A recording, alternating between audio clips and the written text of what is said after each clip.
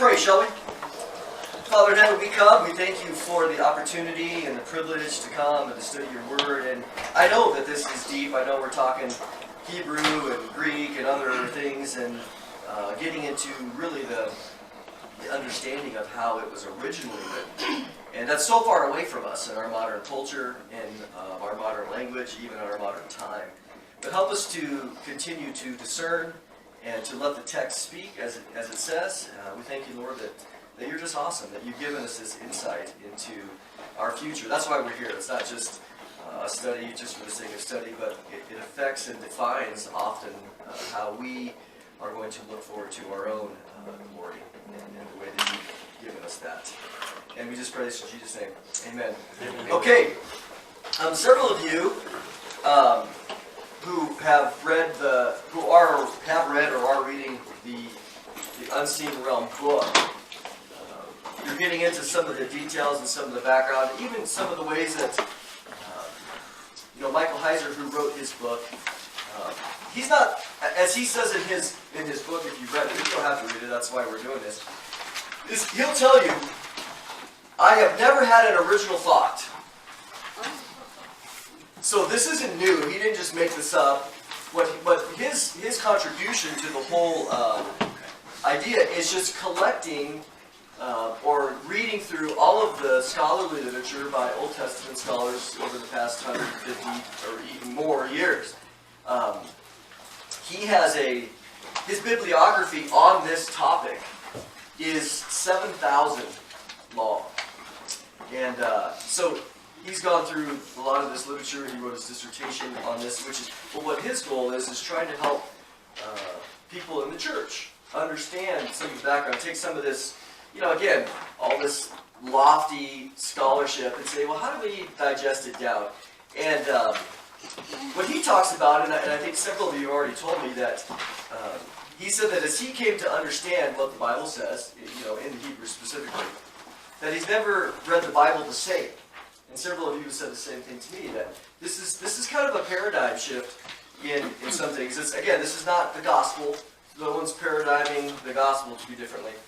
But what it's helping us to understand is some of the ways in which our traditions interrupt our thinking. So let me tell you the plan. We have a lot to cover here. This could take today and next week. Who knows? We'll see. And then the following week, my plan is to begin to talk about the nature of the spiritual realm. Okay, I'll just use that term. Who exists in the spiritual realm? We'll talk about we'll get into that a little bit today. But the challenge here is this: you have the Old Testament definitions and words and language of the people who indwell or inhabit the spiritual realm. Okay? And then you have the New Testament describing similar things but using different words. And I think that the New Testament comes and provides some words that create confusion. It's inspired, I'm not saying that, but remember. So let's look at something here. We'll just start here. I know this is a little small. I apologize. We said last time that LXX, what does that mean in Roman numerals? 70. Now, you guys, I never explained it, and I apologize. What does 70 have to do with anything? Well, the Septuagint version is the Greek Old Testament, okay? I'm just writing Greek Old Testament. And I'm going to write here 275 BC. Okay, it's hard to know exactly when. The story is that at the time the Jewish people were living in what is known as the Hellenized world. Alexander the Great was 332. He had conquered all the known world at that time, and he spread Greek culture. So the Jews were living in the land, and they're going, hey, even down in Egypt, all the way, and they're going, hey, most of us, we speak Greek, but can we get the Old Testament, can we get the Hebrew into Greek so that we can train and teach? So they said, yeah, let's do that, because Greek was so well known. So what they did is they hired the king of Egypt, Ptolemy, one of the Ptolemies, hired 70 scholars. Oh. That's where the 70 comes up. So Septuagint is just a Greek word that means 70. So if people talk about the Septuagint, it really just means the 70, and that's why they use LXX, okay? Because 70 scholars are the ones that translated at least the first 5 books of Moses, the Pentateuch, right? Okay, so I'm going to go like this. This is going to be 0, and then we're going to go over here to, let's say, 350 AD, all right? All right, I'll put it down here. Now, here's our timeline. What's the oldest manuscript of the Septuagint version? It's right here. It's something called, they give it that, this is an aleph in Hebrew, they give it that again, code. Everybody uses codes. The oldest that we have of the Greek manuscript is 350 AD. But what it does is it chases a history of a copy of a copy of a copy of a copy all the way here. You follow? Everybody good? Okay. So just so you know, this is where it is. Okay. Secondly, on my little outline here, what we've been talking about, I'm going to come over here, is we've been talking that God, who alone exists in eternity past, I'm going to give you the overview, created some, I don't want to say angels, because that's some spiritual beings, okay? Which includes angels. But we're going to see in the next few weeks how an angel in the Old Testament is not a distinction of a status of a being. It's a function. An angel is something. Michael or even God can be an angel. So if you go, wait a minute, God is an angel is a function. It just means messenger. God often is a messenger. Okay, humans are messengers. Cherub, if you could throw any of the spiritual beings in there and they could be a messenger. So I don't want to go there. God created these beings, okay? And we saw last time in Job 38:7 that at the time of creation, we don't know how long they were there. 1 second, 5 seconds, it doesn't really matter. All we know is that when God created the earth, these beings rejoiced. So God had these beings that were there. They're not eternal. So what I want to show you is this was roughly 5500 BC, okay? In the creation of the heavens and the earth. So creation of the physical heavens and the earth. The book of you'll see where I'm going with this. The book of Genesis was written for humans. It wasn't written to give us the outline or the history of the spiritual realm. Okay, that's not, the book of Genesis was written for us. Specifically, who was it written to? The Jewish people. So this is where I'm going. Because 1450 BC is Moses writes the Pentateuch during the time, right after the Exodus. And the Exodus happens roughly about 1450. More particularly, 1404. But this is when, whatever, it doesn't matter. Just go with me, 1450. I can give you the exact dates, but it's irrelevant. Roughly that part. But he's writing, how long later? I mean, you do the math, he's writing about 4,000 years later than when all this took place. So we have to remember that when something is written, the time, it can be writing about things in the past, but there's a lot going on there. So the reason I bring this up is because you have all this history here, the history of the creation of the earth. The flood happens 2,200 years later, depending on your chronology. Okay? The Masoretic text, which we've talked about, which is over here. I'm just going to say 1000 AD. There's another one in 900, but roughly the 9th or 10th century. The Masoretic text is the Hebrew version. That's the oldest manuscript that we have. It gives different chronology in the genealogy to when the flood happened. The Masoretic text says 1656 years after creation. The LXX version and other versions say, no, it was 2,200 years later. So, whatever. My point is, I just put here question mark. Creation at 5500 BC, 2,200 years later, the flood happens. Okay. Then the flood happens, they come off the boat, Shem, Ham, and Japheth, Noah's kids, spread out. Okay. The Tower of Babel, which is in Genesis 11, I put here 3000 BC. So 300 years later after the flood, the Bible doesn't say. But we're trying to piece it all together, so I'm giving you some approximations. All right? From the Tower of Babel, which we're going to get to that, again, we're going to talk in detail about various things of what that looks like. And the rebellion, there's several rebellions, we're going to talk about that. At the Tower of Babel, God divides the nations and they become separate cultures. Right? I have up here Sumeria, Assyria or Acadia, depending on how you want to phrase it. This means the same thing. Egypt, we know Egypt is a massive culture in 3000, becomes a massive culture in 3000 BC. All the hieroglyphics, the pyramids come a little bit later, probably 2500 BC or so. You have Old Babylon. This is different than Nebuchadnezzar. This is old. And you have other Near Eastern cultures, including the land of Canaan.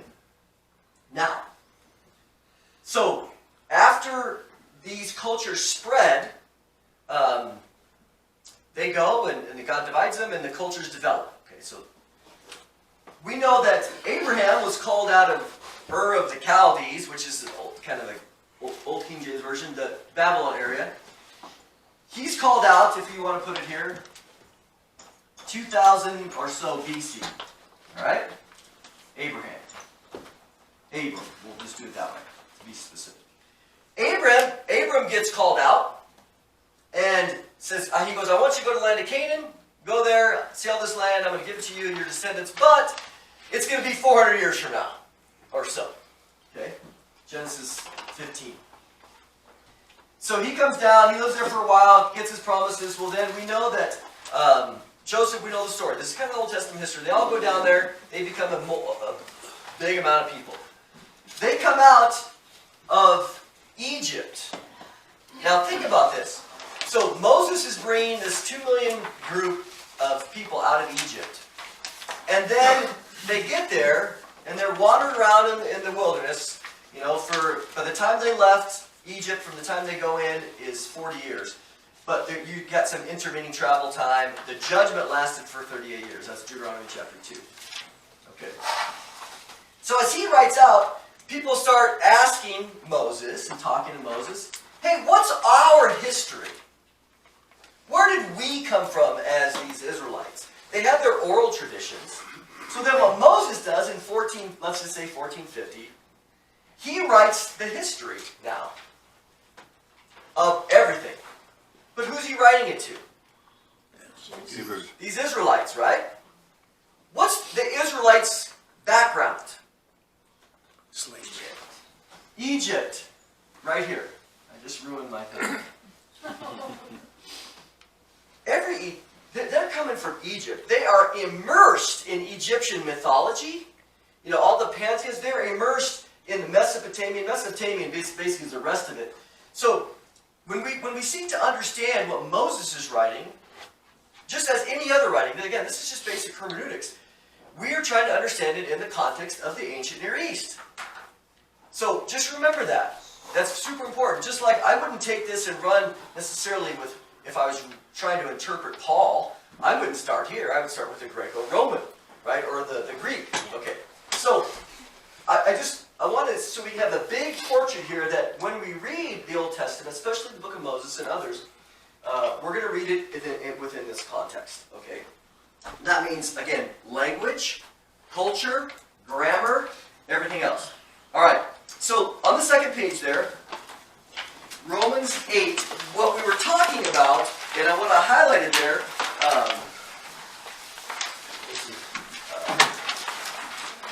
there you go. You had that. Just so I don't have any more copies, so... This is more than one. Yeah. Is that more than an exact same one? Yeah. Okay. If everyone needs one, there's another there. Okay, page 2, on the bottom, the Unseen Realm introduction. What I showed you last time was I just highlighted some of these words because these are buzzwords that Paul, who's a good Jew, is speaking about. So, just on the bottom there, we're going to really move. In this passage, number 1a, there's an emphasis not just on the glory of Jesus, but the glory that is revealed in the children of God. Are you 1A? Page 2. Bottom. The unseen realm. Unseen Realm introduction there, right on the bottom. Got it? Number 1A? Everybody see it? So there's this glory, not just of Jesus, but the glory of us, which is fascinating. And now, I'm not trying to imply that we have anything inherent or innate. We are wicked sinners saved by grace. We're humans, we're creatures. But it's interesting that God talks about the glory that He's going to give us. Letter B there's an emphasis on the glory being limited to the children of God or the sons of God. This phraseology is important.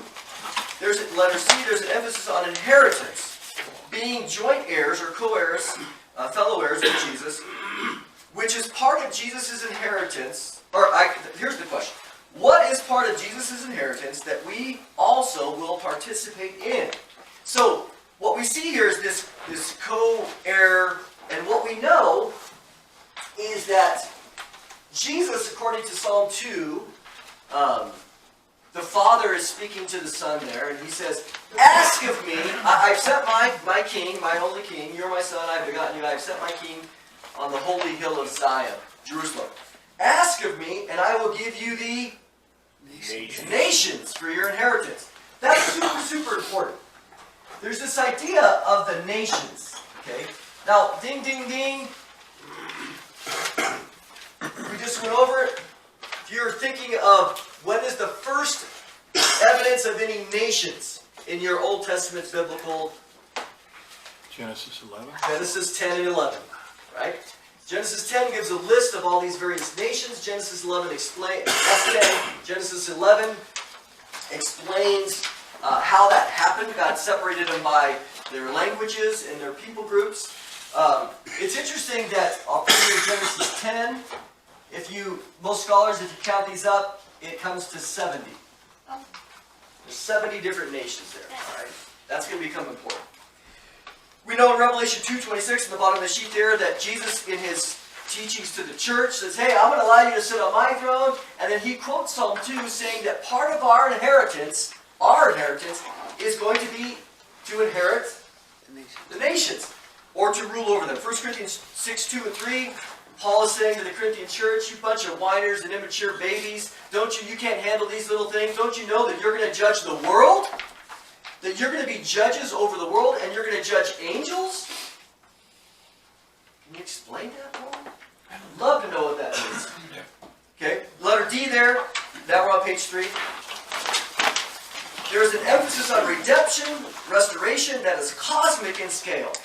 Because he talks about the creation itself is waiting for the revealing of, and when we say sons of God, ladies, you're not offended, right? Sons of God includes you, it just means children of God. But the phraseology is super important. The children of God. The creation itself is waiting for our unveiling, which is really, really fascinating because the word apocalypse in Greek just means unveiling. But it's also interesting that the whole book of Revelation is the apocalypse of Jesus Christ. Revelation chapter 1, verse 1. So there's an unveiling of Jesus. That's what the whole book of Revelation is about, is the unveiling of His cosmic victory, what it looks like as we go on. But because what Jesus gets, we get, and He loves us that much, He gets unveiled and we get unveiled. And He gets all the glory. We know that. Okay. Number 2, the unseen realm. This is important too. When we talk about the unseen realm, we're talking about that dimension, that domain, that sphere that exists outside of direct human perception. So, sometimes it's called heavenly, and what we're going to talk about is today, we're going to get into the divine council.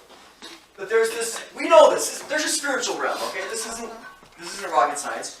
But what I've tried to show is, we're going to get to Jude later, but I just showed you the languages here. That these angels, we'll talk about them later, that did not keep their own domain, their own realm. This is like their own not theocratic, their own rulership realm, this governmental, this realm of authority that God gave them. These angels didn't stay there. They left that, and I use the word non-spatial. Do you guys know what I mean by that? Okay, it's like, we're not talking about the realm of the physical thing, because that's the next word. They left their realm of authority, entered into, I'll just read it. Angels who did not keep their own domain, but abandoned their proper abode. This is spatial now. You look it up in the Greek. He has kept in eternal bonds under darkness for the judgment of the great day. All we have here, I thought this was interesting, this passage, because there's a spiritual realm that they have of authority and jurisdiction, where they rule. Okay? But they also have this spiritual realm of being physical, where they can come into our realm. So this earthly, I would say, if I was going to say here, physical. Okay? And we see angels appearing in the Old Testament in our physical realm all the time. If you look at, I believe it's 2 Kings 6, you guys know the story, 5 and 6, where Elisha's there, and his servant is worried, oh, we're going to get killed by the king. And he says, oh, Lord, open his eyes. And he looks out and he sees, his eyes are open and he sees all the battle armies. Remember that? Yeah. He sees them all because he can't see that spiritual realm, but they exist there. And so that's another example that you have this realm that's existing. But remember, it's a realm of rulership, and it's a realm of physicality, if you want to say it that way. 2 Corinthians 5 is another where this same word for this spatial designation, that we are going to receive a new body which has, I want to say special abilities, if you want to say it that way. Is it going to be able to see the spiritual realm at that time? Not sure. But it's interesting that this new body that we're going to get, the corollary passage, corollary passage is 1 Corinthians 15 as well, the last part of chapter 15. But he says, this dwelling from heaven. This is our new body, has been made in heaven for us. I just gave you that as an example, okay? And we're doing good. Okay, number 3 there. The unseen, non-human realm, the spiritual realm, is inhabited by many beings known in the Old Testament as Elohim. Okay, so this is important. I'm trying to think of how I want to write this, because I'll just do this, all right? Okay, Elohim. Because there's one little exception here, but I'll give that to you. Elohim, let me just write it up here real quick. In Hebrew, Elohim equals, okay, spiritual being. All right? And I'll seek to defend that. Okay? Now,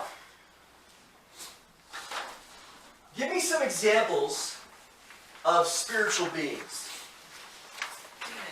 Demons. Okay? Genesis 6 and Just give me like names. Michael. Michael the archangel. So we have angels. Gabriel. We have demons. What else? Cherubim. Pardon? Cherubim. Cherubim, Elohim. seraphim, right? Angel of the Lord. We have the angel of the Lord shows up. It's interesting that, what about Yahweh? Yeah, that's true. God, he's a spiritual being. So what's interesting is that this word Elohim, we're going to go through it. It can refer to any spiritual being at all, Elohim, including God. And we'll talk about. We're going to see. This is gonna bring your mind out because we normally don't think this way. Okay. False gods Right. also. Yes. And we'll see that as we get into the rest of this. Say it again. False gods. False God. So, let's see here. Okay, number 3 there. There are 4 main Hebrew words that reveal the nature of these various beings. So what I've done here, we're learning a little Hebrew. It's not hard. Okay? We're not getting into grammar or anything yet. But one of the word is, we're going to put it here, El. And then we have Eloah. Okay, these are the singular. I put that there. We also, in plural, you guys probably know this. What's the plural thing in Hebrew? Elohim. Im, I-M. You said cherub, and we have cherubim. You know, so Im is just, that's the plural marker. So El becomes Elim, and Eloah becomes Elohim. Okay? So these are plural. So these are your 4 words that deal with the idea of these beings. Okay? A lot of times they're used very synonymously. But El is singular. For example, you have Daniel. Daniel in Hebrew, Dan means judge. the E, D, well, it's the I. If you want to, you'll see this all over the place. The I there. The I is a first person possessive, meaning mine. So what you say is Daniel is, God is my judge. That's what Daniel means. I'll just give you one more for fun. Okay, you can just run with this. Okay, there's the E. Okay, Elijah, but in Hebrew it would be Yah. Okay, because there's no J in Hebrew. So Elijah is Yahweh is my God. Okay, so you just see this. It's all over the place. Okay, so L. Michael comes from. Again, I gave you one more anyway. Michael comes from me, M-I, which means who, and the ka. We're going to see that's going to become important later. Mich is who is like God. Michael. That's just how you say, hey, who's like God? He said, that's me. See, Michael. That's just what it means. Who's like God? So Michael's very name points to him. And Gabriel, there you go, means God is strong, is mighty. I went to Israel one time, and I was on the plane, and I sat next to this Israeli, and thankfully I had a little bit of Hebrew at that time, and he goes, hey, do you know about, the way the Hebrew, and he's listed me like 50 names, just how all the names mean something. And he was just going through it, and he's like, and he just had fun teaching me and sharing with these things. So, pardon? My big fat Greek Oh, wedding. does it have that too? I haven't seen it, or if I have it, I remember. All right. So now we're still on 3. For us, let's go back here. Okay. For us, we have English, and then we have this, right? Now, I want you to get out of English, okay? The Bible was not written in English. Every time you translate from one language to another, again, we talked last time, there's very few bilingual people. So we don't often see this, but whenever you have a translation, there's always the translator is helping. They're doing their best to try to help you understand. But the Bible was not written in English. For us, we put a capital on G-O-D to refer to the Creator, basically, or Yahweh. Okay. See, I'm sorry. I did this and I shouldn't have. Okay. I just did that. There are no capitals in Hebrew. So we have this to make an easy distinction. Oh, because if I say God, little g, you're going to go, that must be like the God of the Egyptian God, or let's say Zeus. We're not talking about the one supreme in our theology, in our Western traditions, the one creator, usually the God of the Bible. That's becoming out of our Western traditions anymore as well. Most of the time, they will talk about the God of the Bible with a little g. Now we, in our sensitivities, does that offend you? Yeah, it does. Yeah. But the English language, by definition, we capitalize names out of respect. Well, in our modern Western culture, this is the way a lot of times you see this in literature now, because a lot of people who aren't believers or whatever, so they talk about the God of the Bible, little g, because what's the difference of the God of the Bible versus the God of the Quran, or the God of the Jews, or the God of the Egyptians, or the Greeks? Big deal. Yeah, you guys they're all the same. They're all ridiculous, made up, blah, blah, blah. Okay. So, I want us not to think in these terms, okay? I want us to think in this term. And what you have is, in order to understand, there's a lot of spiritual beings in this divine heavenly realm. Now, I'll step back for a moment. That the big idea, here's the big idea, that back here, God created all these heavenly beings, and because He wanted a heavenly family. He wanted them to join Him as a divine council. And this is why, if you look at the back here, on the article I gave you, this isn't anything new. Jeff was just showing me earlier, if you go to Wikipedia, right? Was that Wikipedia? And you just put in divine council, it's interesting, as you go through it all, it's talking about this divine council idea, and they list them all the cultures. And as he listed the cultures, like, He had them up there. wow, that's exactly what we wrote here, even though we had no connection. Because this is well known. This idea that one major God had all of these little gods, or these sons of God, or these offspring in their theology. It's not new. But what we're saying is, and this is important, when Moses comes out of Egypt, this idea of many gods, or one big God, and the little gods, and the offsprings, and the family of gods, and all ruling and reigning, etc., etc., angels, this is in all of the cultures. Okay? What Moses comes to say is, let me tell you the truth. Okay? I know you guys have heard all this. Another good example is the flood here. If you do study, throughout the world in all these cultures, there's 100 plus flood stories in their own cultures. Everybody has one. This is stuff that they've passed around. If you look at the Mesopotamian stuff, you've heard of Gilgamesh, the Enuma Elish, all these different flood stories that have happened. Moses comes, remember, they had these flood stories back before the Bible was ever written. So these flood stories that you have did not come from the book of Genesis. You follow? That's super important. They had them there. The Israelites had their traditions, right, as they're living in Egypt. Okay. Well, Moses comes out and he says, okay, I know you guys have heard of all these flood stories. Let me tell you the truth. Okay? I'm going to tell you the real inspired version, which is what we get in Genesis 6. So, Genesis 6 through 9, basically. So all these other stories, what I'm trying to say is that Moses is not writing in a vacuum. Remember the fancy word we used? Milieu? What did that mean again? Yeah. Social environment. Like the social background. So Moses is writing in this milieu of, and he's saying, I know you've heard all these things, I know you have all these stories, there's a lot of myths, there's a lot of legends, I'm going to give you the truth. Okay? Super important. So that when he writes something, they're going to go, hey, we heard that. Moses says, I know you've heard that. But here's the real version. Okay? Super important. Okay.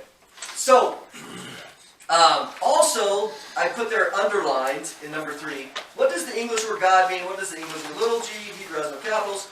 What do we mean by the word divine? See, for us in English, we say the only one that is divine is big G. Okay? But as you read some of the literature, that's not the way that they talk. What they say is anybody that's an Elohim is divine. Okay? So don't get offended by this. If I say that Michael is divine, I'm not saying that Michael is Yahweh, the uncreated creator. Okay, so, and when people talk about there are many deities in the Old Testament, Define deity. that's what we're going to do. Deity is the same. Okay? So, for us, though, remember, here we are, divine and deity is big G. I want us to move beyond that. We're not becoming polytheists or anything like that, but I want us to understand the language, because in English, this is fine. I'm not arguing with any of this. Okay?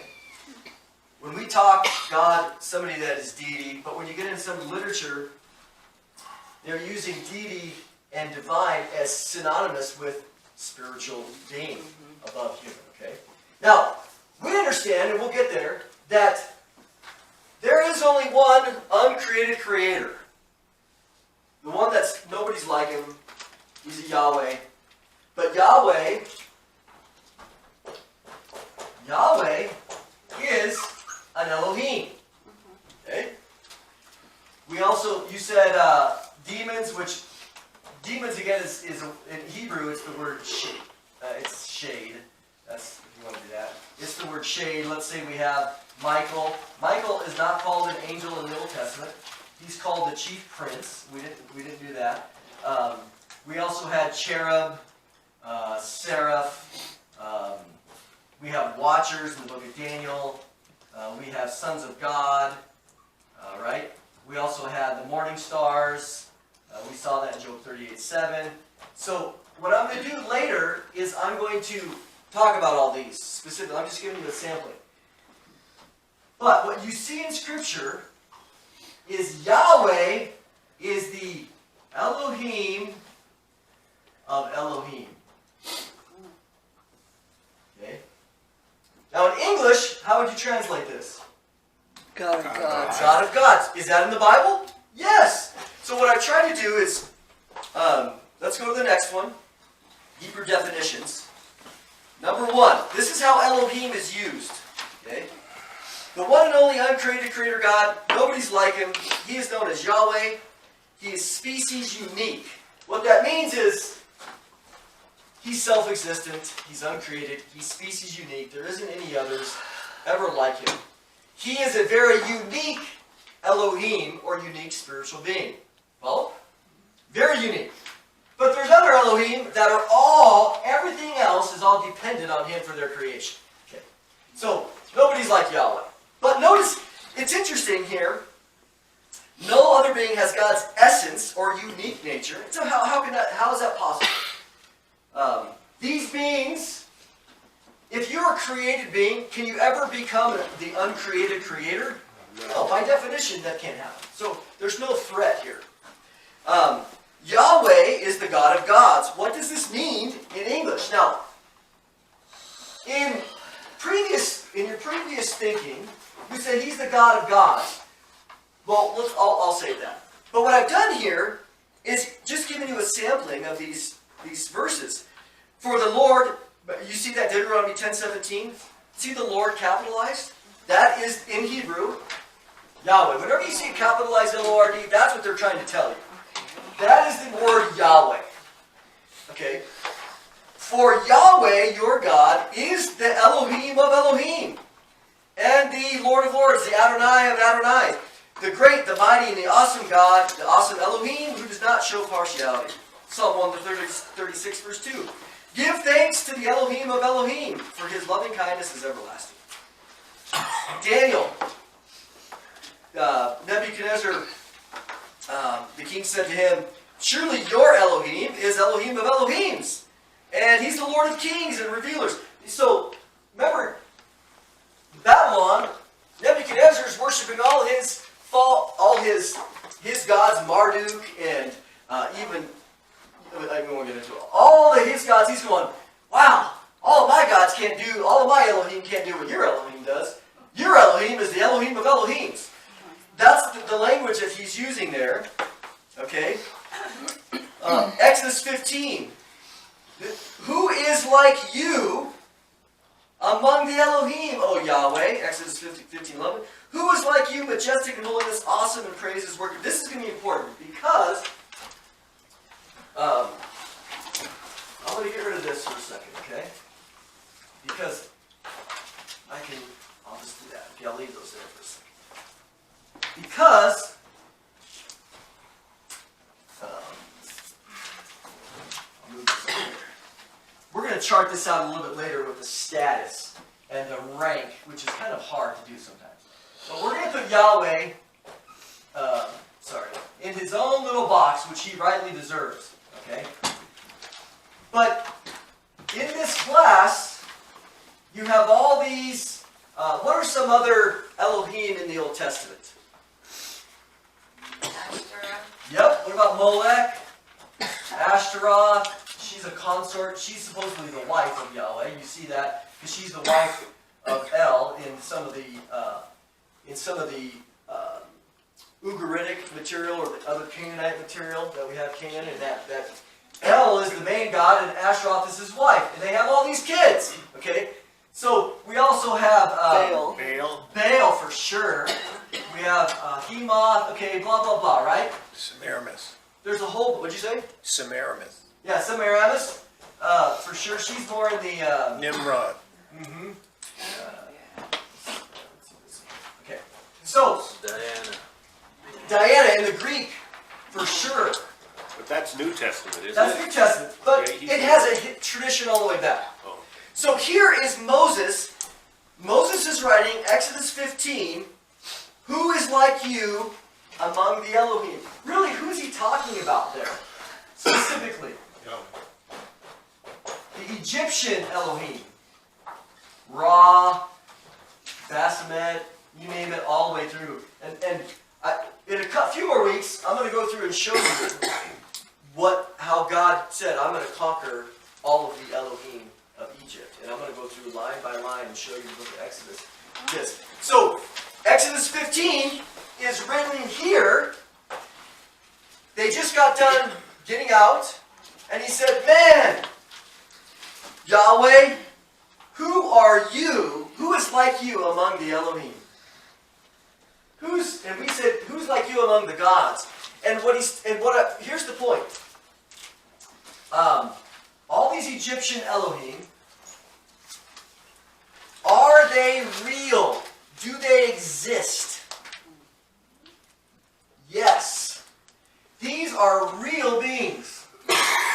These are real Elohim. And we're going to talk about how basically God created all these Elohims. Some of them rebelled, and we'll see how that. And they go, and the rest of the Old Testament, the rest of really all of human history, is this rebellious group of Elohims, which we just named. I mean, these guys are relatively good, okay? But you have the demons, you have Semiramis, Molech, Diana, all these other Egyptian gods. Because remember, God says to Moses, "I'm going to make you as my representative. I'm going to make you like an Elohim." He says that to Moses. Because I'm going to have you go and I'm going to have you talk. Because you're going to represent Yahweh. Because oftentimes what Pharaoh said is, who is Yahweh that I should listen to him? I know Ra. I know Baphomet. I know Set, all these other Egyptian gods. But who is Yahweh? And so Moses shows up and Yahweh says to Moses, I'm going to judge all the gods of Egypt, and I'm going to show my power, and they're going to realize they got nothing. There's nobody like Yahweh. That's what he says. Is, who's like you among all the Elohim? So Moses shows up, let my people go. Who's Yahweh that I should even care? What does he do? He throws down his rod, it becomes a snake. Well, what do magicians do? Same thing. Same thing. Is that, now God bless R.C. Sproul. Okay. God rest his soul. He's with the Lord. I remember listening to one time and he said, this was fake. This wasn't a real miracle. This was sleight of hand. And I'm like, why don't you just let the text say what it says? So I don't know what his viewpoint was different. But what we know is they threw it down. It became a snake. Moses' snake, Yahweh's snake, ate their snake, right? That was real power of these beings. What God was doing was he was going to show all these real Elohim of Egypt. I'm Yahweh. And I'm going to bust you up. And I'm going to show you, and I'm going to show my people Israel. Because remember, this is God's people Israel. God's special treasure among all the nations is Israel only in the Old Testament. Okay, we've been seeing that. We're going to later talk about these rebellions and how they got there, but we'll get there to do it. Exodus 15. Okay, who's like you? Psalm 86:8. There is no one like you among the gods. In Hebrew, it's pretty straightforward. It just says "beh," which is a preposition. I'll just do that. Who are you among the Elohim? We're going to see this when we get to Psalm 82, verse 1. Is that a bee? Sorry. Yeah, that's a bee. Does that look like a bee? I'm just making sure. Bee. Because this same language appears later in Psalm 82, talking about the divine council. Psalm 86:8. There is no one like you among the Elohim. That's the language that the writers are using, especially in that context. Okay? The Lord is great. He's above all the Elohim. Psalm 96. For Yahweh is great. Certainly, He is more awesome than all Elohim. For all the Elohim of the nations are worthless. This is interesting here because what we're going to find out, can I erase all this? Worthless idols. I'm going to get rid of Elohim Yahweh because he deserves it. Worthless idols. That's not, in Hebrew it doesn't say that. That means they worship them. In Hebrew, what it says, all it has is the word worthless. What the translators do is they put the word idols on there to help us.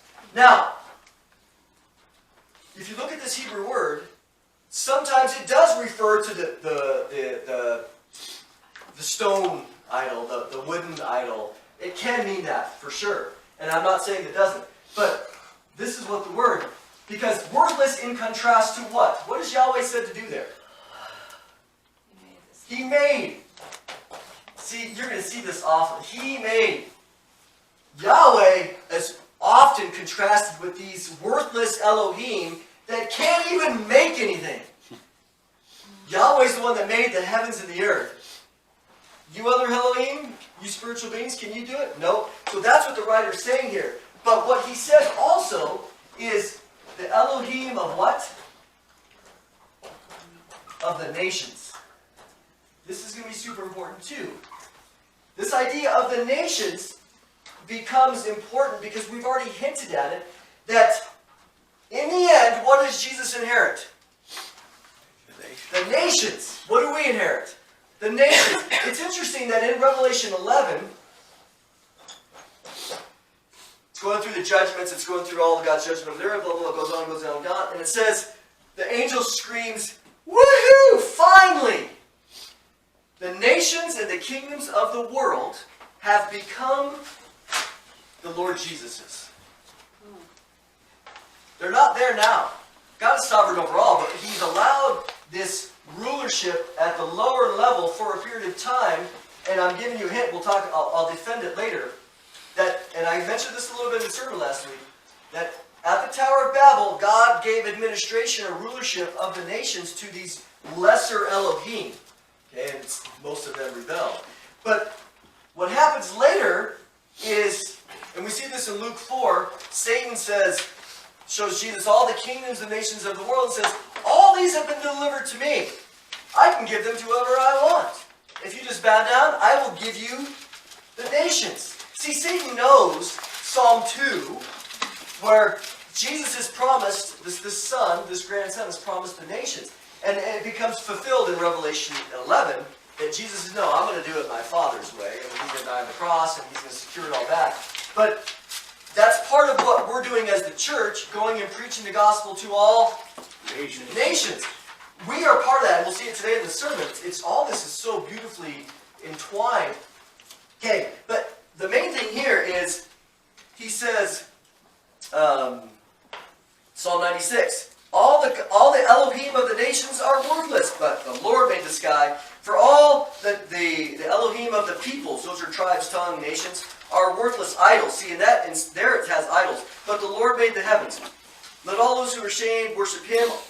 I like Psalm 97. Worship Him, all you Elohim. What the writer there is telling the watchers, he's telling Molech, he's telling Baal, he's saying, you guys need to worship Yahweh. Because He's worthy. He created you. Okay? So you see this language. All right. The first Hebrew definition, Yahweh is an Elohim. Okay? We're all good on it. He's a spiritual being. Number two, God and gods. These are non-human, truly existing beings who live in the unseen realm that can access our realm with permission. One of the foremost characteristics of an Elohim is their deathlessness. Okay? If you want to say immortality, the fact is an Elohim by nature doesn't die. They live and they started here and they keep going. All right? That's going to become important later. An Elohim is this spiritual entity being, let's go to page 4. All right. I've included their angels, cherubim, archangels. We kind of dug that shades. All these beings are Elohim. Okay. So you have the word Elohim in verse 3, or number 3 there. These idols, these are non-existent idols, if you wanted to say that. But what you see here, what you see in the Bible is that an idol is a physical manifestation or representation of what? The spiritual being behind it. So oftentimes when God is condemning these worthless, because again, idol, there isn't a word, it's just the word worthless. But these worthless things, it's kind of, in Hebrew they'll call it being an adjective being used as a substantive. It's a substance instead of just describing something. It actually becomes, if I say, we have this, if I use the word good, this is an adjective, and you could say a good what? A good man. We usually add that on there, but in all the other languages, they don't put man. They just, good thing, but, based on the gender, it just could be, oh, a good man, or a good woman. All right? So, the word here does refer to these idols which point to the beings behind it. Number 4 there, this is the only time, I have it underlined, in the entire Old Testament the word Elohim is used to refer to a human. But it's, in my opinion anyway, however, it's not a physical human. This is where, we're number 4 there, the spirit of a dead human. In 1 Samuel 28:13, this is where Saul goes to the witch of Endor. He says, hey, you're a diviner. Can you bring up Samuel for me? So she's doing her little divination thing, blah, blah, blah, her routine, her ritual. All she looks and she says, I see an Elohim coming up. The only time. But it's spiritual. So there's a spiritual aspect here to this Elohim. Now, number 5 there. Some English versions have translated the word Elohim as judges, in a reference to human physical, like us, human physical judges, all right? However, Old Testament scholarship is divided over whether this is an accurate representation. Most current scholarship rejects the view that the word could or should ever be translated as human judges. Because why? Well, there is a Hebrew word. It's called shafat, shofatim. It's the word for human judges, and it's used all over, especially in the book of Judges. Okay? I think it is conclusive that the word Elohim never represents judges and is simply a tradition going back many centuries in the English versions. Notice the comparison of the NASB and ESV below. All words underlined are the word Elohim. All right. So, what I was trying to show you here is, remember, do your own study. Think for yourself. Agree or disagree. I'm not out to necessarily persuade you. I'm just giving you the information, the data. Exodus 26 is talking about when a slave wants to become part of his master forever. He goes to him. His master shall bring him to Elohim, and he shall bring him to the door. He'll put it all through his ear. So, I've given you the ESV and the New American Standard. Notice both of them say, to God. Okay? That's how they translated it. They translated Elohim as God. Well, if you look at this sheet, this second sheet that has the brief history of the earliest translations of Elohim, what I tried to do there is to show you the history of translation in English of this Hebrew. And Wycliffe, the WYC, he's translating from the Latin. So on the top I've given you the Latin. But I want to show you that here's this guy, John Wycliffe, translating from the Latin. And if you want to, and what I've done under the Latin is given you the letter by letter or word by word translation. Okay. For those, you guys all know Latin. Don't tell me you don't. Okay. Coram Deo. What does that mean? Something God. Something God, right? We also know, what does AD mean? After death, I thought. No.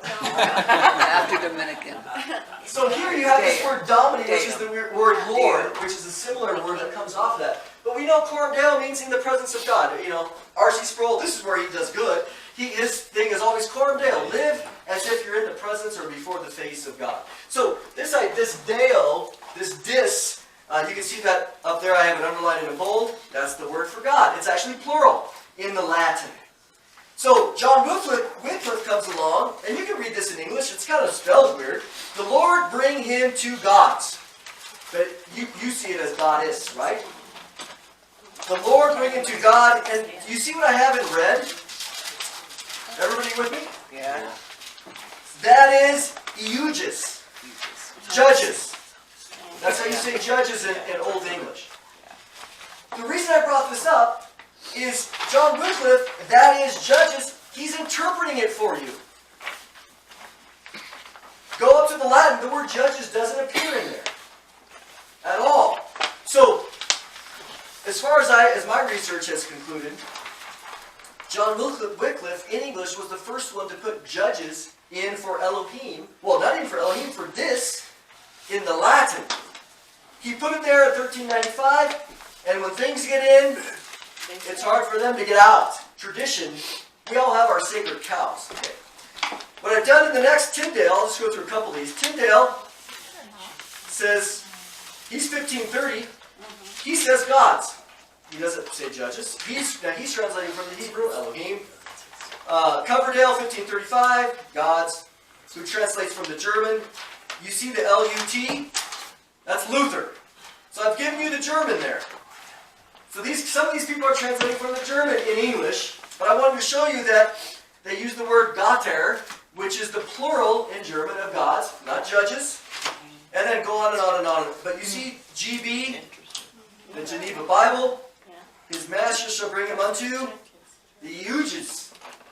This is interesting to me because they translated, this is the first version that translated from the Hebrew, besides Tyndale, of the whole Old Testament. Tyndale only did the first 5 books. But once Judges got in there, it never got out. And what I'm saying is that if you look at the Hebrew, Elohim, and you look at, I looked at all 2,600 instances. Okay?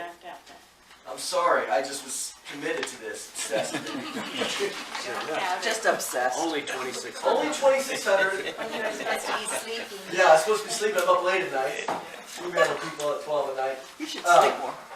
So, this is going to become important that when we look at this, and I've given you the same thing. Now, look at Exodus 22 as an example. Here's where the ESV was very consistent. If the thief, we're still on that same page, Exodus 22, right where above where it says, who are held Okay, gotcha.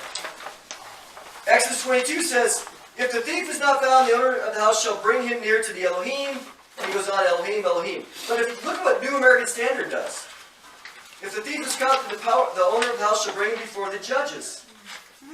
So again, they're making a decision for you on the word Elohim, and they did it the rest of the way, which again I find, well, that's interesting how in New American Standard they're inconsistent. Because in chapter 21, they translated it as God, but in 22 they switched it to judges. Okay, so what I have here, we're going to wrap this up and then we'll take some comments. I asked the question, who are Elohim? Well, if I say on the left there, everybody with me? It says video, which we already played the video last week. If I say the first lady is a woman, therefore all women are the first lady. That doesn't work, right? Right. So Yahweh isn't Elohim. All Elohim are Yahweh. No. Okay. So we have in English our modern definitions. See, we get stuck in some of this. Monotheism. Monotheism is a 17th century word that was created as a contrast to atheism. Henotheism, you can read all these. Just so that when we say, none of this is violating our understanding of the biblical idea that Yahweh is unique alone. Even though he is an Elohim and these guys are all Elohim, he's unique. Got it. What the Bible teaches and proclaims is that there's only one Yahweh, the uncreated creator who created us. And so, if we step back and get a big picture again, God created this heavenly, divine council, this group of heavenly beings, exactly when, that's kind of whatever, I didn't want to argue about it. He also created earthly divine counsel, which will obviously, when we're in that time, we'll get into next week. In a sense, it starts with Adam and Eve. He said, hey, I want some kids. I'm going to create the earth. The earth is for us. Psalm 116:15 says, God created the earth for mankind.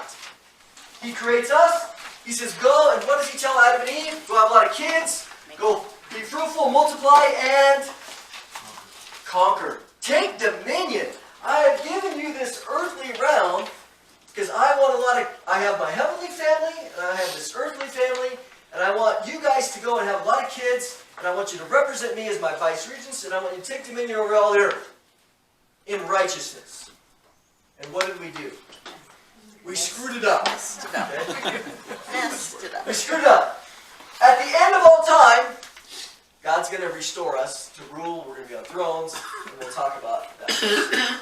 Okay, let's see here. All right. Questions? Yes. Number one, thank you for going to such trouble to get into this so deeply. Really? Yes, yes. Thank you, we got through some of that without the interruption. Yes, thank you. Including all the interminable different languages translating this. But on page 4, where we're talking about Exodus 21 and 22, and the context there, which I use to interpret Scripture, is Moses is giving the Hebrews a new system of self-governance, right?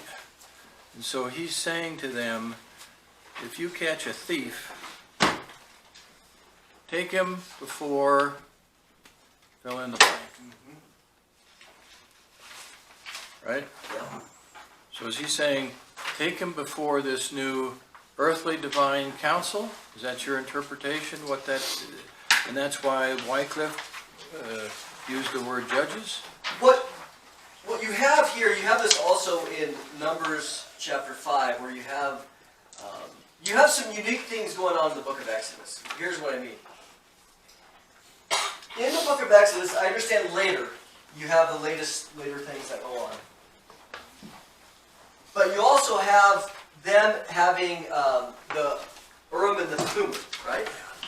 Roman what? The Urim and the Thummim. This thing you ever heard of that? Yeah, but did they ever figure out what it meant? Well, what you have is these relative jewels or these things where if they needed to ask God something, they would use these things. Defining them. Like a divining thing. That's the context. Because later in Numbers 5, I think it's Numbers 5, there's a woman, somehow a woman, I think she was caught in adultery, or I don't know what the sin was. But he says, I want you to bring her on, I want you to have her drink this. And then whatever happens to her is going to be proof of her guilt. It was her husband accusing her of having an affair because he was jealous, and if she didn't, and she didn't get sick in her gut, then it would prove that she Cotton mather all over again. And it's interesting, that ritual is well known in all of these cultures. So God says, I want you to use this ritual in order to decide her guilt. So what scholars recognize here is that several of these items like this, bring him to God, bring him to God, what exactly did that, was that bring him to the ruler for the and Thummim? Was it something like that? Well, scholars are not arguing that God doesn't have his representatives. Of course, the priest would be one. Later, David, when he was asking, the priest came down at a city called Kylea, and he says, bring your ephod, which was something that the priest wore. And he asked God, hey, if I stay in the city, are the people going to betray me to Saul? And he says, bring the ephod. And he does something with the ephod, we don't know, and God answers him. So there's all these mechanisms. So no one's trying to say that what you're saying is not true, that the ultimate, the representative might be a human. He might be. No one's saying that that's not true. But the human is being representative of God here. But the thing is, think of it like the Catholic Church as an example. If I want to get my sins, who forgives my sins? God does. But I go to the guy, but ultimately I'm seeking to go to God himself. So the person is irrelevant. So here, when he brings them to God, it might involve a person, but the person's irrelevant. The reason I bring this up is because when this single, these are the single instances where later, if we allow Elohim to mean a human, number one, in these three instances, it would contradict 2,600 other things. Because even if we talk about the human with Samuel, he's so spiritual. So this will come later when we get to Psalm 82. When remember we saw all these verses? Elohim is in the Beh of the Elohim. This is going to be important because what scholars will, is God standing in the midst of the humans? Human judges. And so we'll see in the context of whether that means... Pardon? He's standing in the midst of himself. Well, that's the first part of Psalm 82, which, again, I don't want to we'll get there later, because it says, he stands in the congregation of El, in the midst of the Elohim, the Be Elohim he judges. And so, and we know that the other Elohim in Psalm 89, if you want homework, read Psalm 89. Because Psalm 89 says where the Elohim live. The Elohim live in the skies. They live in the heavenlies. Which is... Open the questions. Yeah, go ahead. Okay. So, does that... So in the context of your overlapping squares there, are you suggesting that the overlap only means a representative of God? The overlap is going this way, okay? That sometimes the Elohim come down and they do things in our world. Going up is off limits, okay? God does not want us interacting with these guys. That's divination, that's death penalty, you're in trouble. But oftentimes God will send angel Lord, he'll send others down too. We have a little bit of overlap, not a lot. That's what I mean by that overlap. Is we're not allowed to talk to them unless God sends them to us. That's what that means. Okay, so go ahead. Back to Exodus 22, if a thief is not found, the owner of the house shall come near to Elohim. a representative of God. Mm-hmm. We try to be Christ-like, especially if we were appointed to some kind of a judgeship. We would try to judge in the most Christ-like manner we possibly could. The focus here is not on the not person. God. The focus is on getting to Elohim, to God. That's And the those focus. judges would be accountable to God. No doubt. Are No doubt. those- But what Moses is trying to get, he could use the word shephotim, judges, if he wanted to, and he doesn't. So scholars will say, there's no doubt there's a human agency here, just like the Ummim and the Thummim, the high priest, for sure. But the word here is you take him to God, which generally for them was to the temple. And he'll judge Yeah. them. Jeff? The question I had, it goes back to the beginning when you were talking about, when we opened up, in Romans 8:14 through 21. It's verse 15, because I use this, and you went to heirs, but you say, for by God's Spirit are God's sons. For you did not receive a spirit of slavery to fall back into fear, but instead you received the spirit of adoption, by whom we cry out, Abba, Father. Yeah. So that spirit of adoption is the way we become heirs? Correct, because we failed and we become Satan's kids. So Ephesians 2 says that exact thing. We're children of disobedience.